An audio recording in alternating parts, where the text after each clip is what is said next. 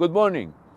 The U.S. administration appears to believe that imposing illegal draconian sanctions on Iran will bring about such pain to our nation that it will force us to submit to its will, no matter how absurd, unlawful, or fundamentally flawed its demands are.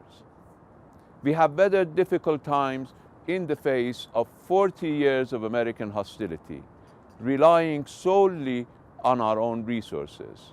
And today, we and our partners across the globe will ensure that our people are least affected by this indiscriminate assault in the economic warfare that directly targets the Iranian people, notwithstanding hypocritical claims by the Trump administration to the contrary.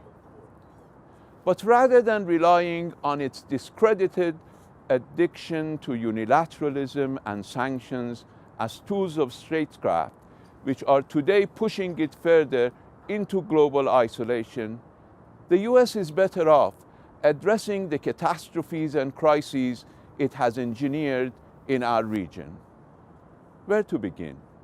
In 1953, or in Afghanistan, where the U.S. created Al-Qaeda to fight the Soviets, or Iraq, where it supported Saddam Hussein, including his use of chemical weapons against Iran, or the later invasion of Iraq to supposedly rid Saddam of those very weapons of mass destruction?